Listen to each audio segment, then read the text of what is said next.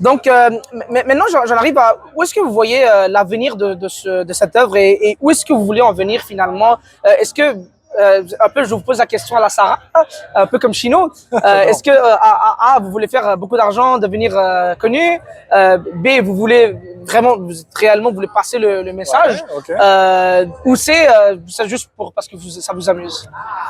Je pense qu'il y a un peu de toutes les réponses dans la même question, dans le sens où pour pouvoir continuer, tu as besoin d'argent pour pouvoir produire un livre, parce que les livres, c'est du, faut le payer, donc là, Ah oui. l'argent, ça c'est un bien. Mais c'est pas la primarité de ce que j'ai besoin.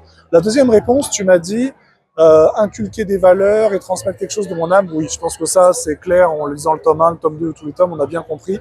Surtout quand on voit l'association, les fans, ça, on a bien compris que je suis pas là pour rigoler. J'ai quelque chose à transmettre aux gens. Et la troisième réponse, c'était le fun et s'amuser. Je pense que mon manga préféré à moi, ça reste l'École des Champions. Ah, Je sais pas si c'est le connu football. chez vous, mais ouais, carrément. Mais oui. Mais il y a un personnage dans l'École des Champions qui s'appelle Cesare. Et Cesare, en fait, c'est quelqu'un qui a connu la misère, un peu comme Loïc, qui a connu beaucoup de choses où il a trimé pour en arriver à être le meilleur. Et sa phrase à lui, c'est « Je suis pas là pour jouer, je suis là pour gagner ». C'est-à-dire qu'en fait, j'ai pas le droit de décevoir. Il dit aussi cette phrase-là qui dit il y a plein de gens qui me font confiance, les cosplayers, les gens qui ont fait le tatouage, toi, les fans, etc.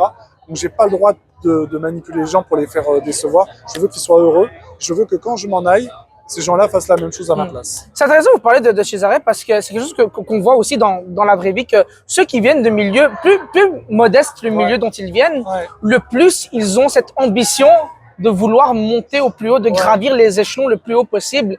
Peu importe le coût, c'est quelque chose qui est assez courant comme archétype. Sans jamais vendre son âme au diable, ça c'est très important. Et la deuxième chose également, comme je disais, j'aime beaucoup Jean de La Fontaine aussi en morale.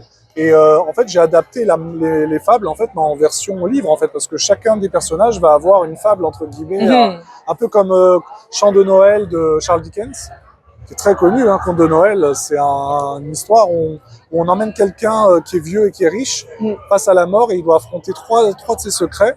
Et après, il change à la fin, comme Sarah. À la fin, quand elle sort du jeu, on voit que son comportement a changé en fait. Non, mais on voit, c'est comme si quelque chose s'était levé. Genre, c'est comme si quelque chose qui la tenait, la poussée. Exactement. Et on l'a lavé en fait, on l'a lavé de ça. Oui, mais c'est ça supposément la fonction du jeu Ose. Apparemment. Mais oui, après, il y a des gens derrière qui. Supposément, évidemment. On ne sait pas qui est derrière, mais il y a plusieurs personnes qui se bagarrent dedans. Non, absolument.